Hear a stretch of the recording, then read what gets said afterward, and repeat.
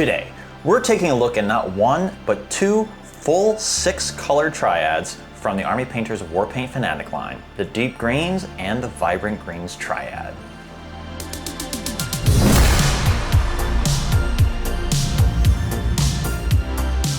Hey everyone, welcome to Mob Hammer. I'm Mob. Now green is a funny color. It's nature at its most alive. The lush canopy of forests. It can also be a radioactive glow or the sickly tinge of disease. It's heroic when you see it on salamanders or dark angels, and monstrous when you see it dripping from a tyrannid's maw. So when I started looking at these two triads, I couldn't help but think, maybe somewhere in there lies the perfect recipe for my salamander's army. But that will be another video in the future.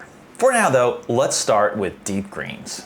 First up is Angel Green, the darkest of the set. It's a rich, moody tone and a great foundation for anything from military fatigues to forest shadows, or for your dark angels, as the name suggests. Coverage is solid right out of the gate. One coat does a lot, but a second evens things out beautifully. Once dries, you get this nice deep surface that feels like a true base coat. Next is Guardian Green. This one brightens things up just enough to step out of the shadows without losing that grounded feel. It's a solid transition paint, especially for layering. After 2 coats and a bit of dry time, it holds its coverage really well. Third in line is Greenskin. The name says it all. This one screams classic orc flesh. Compared to Guardian, it's noticeably lighter and a good middle ground for anyone looking to highlight darker greens without jumping too far. Eternal Hunt shifts lighter again. At this point, the triad starts feeling more living forest. Moss bark, jungle veins. On the palette, it really starts to open up. Coverage is a little thinner than the darker paints, so 2 coats are definitely your friend here. Wild Green is where things get punchy, brighter and more lively than Eternal Hunt. This one feels like fresh leaves catching sunlight. It's still natural, but much more energetic. On a model, it really begins to pull out its definition. And finally, Ferocious Green, the brightest in the set. This is highlight territory. Edge highlights, the tips of foliage, or even luminous magical effects if you want them. On its own, it's too light to carry a model, but as a top layer, it ties the triad together.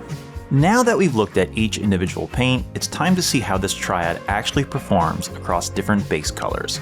Right away, I noticed it struggled to get full coverage over a black base, which honestly surprised me given how dark the paints are. But what really surprised me was how much the white base affected it. Suddenly, some of my painting imperfections became way more noticeable. It made me realize that gray may actually be the sweet spot here. To test that, I added another layer of paint to each base, and while that definitely helped, I still preferred the gray overall. That said, black could still work if you're going for softer, more gradual transitions. But hey, we're not here just to paint on bases. Let's see how this all holds up on an actual Space Marine miniature. I went with a black primer since it's one of the most common starting points, and I wanted to see how Angel Green behaved as a base coat for other colors in the triad. I'll admit, I got a little impatient and went heavier with the paint than I probably should have, but still, I ended up with a base layer I was really happy with. Guardian Green went down beautifully over Angel Green, giving that nice subtle jump in brightness.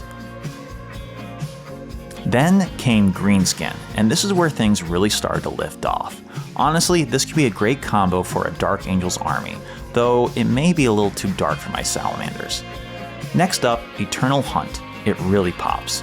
Though looking back, I probably should have thinned it down more to smooth out these transitions. Still, the model was really starting to stand out on the tabletop. For the last 2 paints in the triad, I switched over to dry brushing.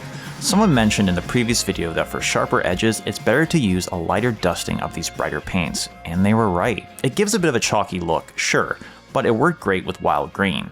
This was especially true with Ferocious Green, where I focused the brush on the top of the model to catch just those lightest edges. Before we continue, I just want to plug today's sponsor, Gallery. If you've been interested in getting an airbrush, you may want to consider getting it from Gallery. They recently sent me their Ace GHAC 98 dual airbrush. It's an inexpensive, beginner-friendly airbrush which includes both an interchangeable 0.3mm needle as well as a 0.5mm needle. It also has a knob which controls how far back you can pull the trigger, and in turn the amount of paint that comes out. I swapped out for the 0.5mm needle because one of the first things you learn to do when you get an airbrush is use it for priming, which is generally recommended for a 0.5mm needle. Different airbrushes have different characteristics, but once I figured out the correct paint consistency, I got a really nice even black prime. Then, using a white primer, I was able to create my Zenithal highlight. And while you can airbrush Warpaint Fanatic paints, you will need to get used to properly thinning. That being said, airbrushing speed paints and other one-coat paints through this airbrush come out perfectly directly from the pot when well shaken. If you want to give this airbrush a try, please use my link in the description and use code MOB at checkout for 10% off. They also have compressors and everything else you need to get started with airbrushing. Be sure to check out their social page for helpful tutorials and more information. With that, let's get back to painting. Let's shift gears and check out the Vibrant Greens triad. First up is Emerald Forest. Compared to Angel Green, it's immediately more saturated. Still dark, but it glows with life. Think magical gemstones or enchanted armor. Coverage is nice and consistent, despite being a bit brighter than the other first numbers in the triad. Then we've got Leafy Green. This one feels like fresh spring growth. Much brighter than its name implies, it's crisp, cheerful, and feels instantly different from the deep set. Next is Rainforest. Sitting right in the middle, it's got a lush, tropical vibe, perfect for lizard folk, jungle basing, or anything that needs to feel alive and humid. Electric Lime is where things really start to pop. Bright, acidic, and almost glowing. If you're painting warpstone, slime, or radioactive ooze, this is your paint. Coverage is thinner, but it's worth layering to get the shock of color. Vivid Volt feels like Electric Lime turned up a notch. The kind of color that looks like it should be plugged into an outlet. As a highlight, it makes edges almost vibrate. And finally, Afterglow, the lightest and the vibrant scent. It's nearly fluorescent, like the brightest parts of a plasma coil. On its own, it's hard to control, but over a darker base, it creates incredible highlights. Now moving on to the base color test for the Vibrant Greens triad. This one behaved very differently. As the name suggests, this set is all about vibrancy.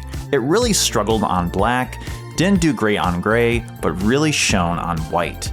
The white base seemed to bring out the vibrancy while helping to cover any imperfections. For this test, I even went for 3 full base coats, trying to see if I could force better coverage on the black base. And while it did improve a bit, I'd still say, if you want those colors to sing, paint on white. Alright, let's see how this performs on the Black Prime Space Marine. Despite Emerald Forest being the darkest in the triad, it needed some extra love to get solid coverage. This time, I tried to be more patient and careful, avoiding thick layers, and honestly, it paid off. It looked really good once dried. After that, Leafy Green went on super smooth. I thinned it down a little more than usual to help with the transitions, because with brighter colors, every little imperfection stands out. Then, Rainforest came next, continuing to push the brightness up, and I tried to be a bit more restrained in how much I used. Next came Electric Lime. I was conservative with it, but really happy with how each layer was building on top of the last. Finally, just like before, I broke out the dry brush again for Vivid Volt, followed by Afterglow to make these edges really pop. And there you have it, one seriously vibrant green marine. So now let's look at these things side by side and see how they make you feel when compared to one another. The deep greens feel natural, grounded, realistic, perfect for salamanders, armor, camo, or anything that wants to belong in the real world. The vibrant greens feel magical, energized, but otherworldly. They're great for effects, warpstone, enchanted weapons, or even high contrast highlights. But keep in mind, they don't have to be separate. Imagine Angel Green and Guardian Green forming the armor base, and then Electric Lime or Afterglow used for glowing flame effects. That combo could actually be part of the Salamander's recipe I've been looking for. So what do you think? Which triad speaks to you more? The grounded, natural, deep greens, or the high energy, vibrant greens? Or do you think a mix is the way to go? Anyways, thanks for hanging out with me today. If you enjoyed the video, please like and subscribe. It really helps the channel grow and keeps me motivated to do more of these. Until next time, happy painting everyone. Bye!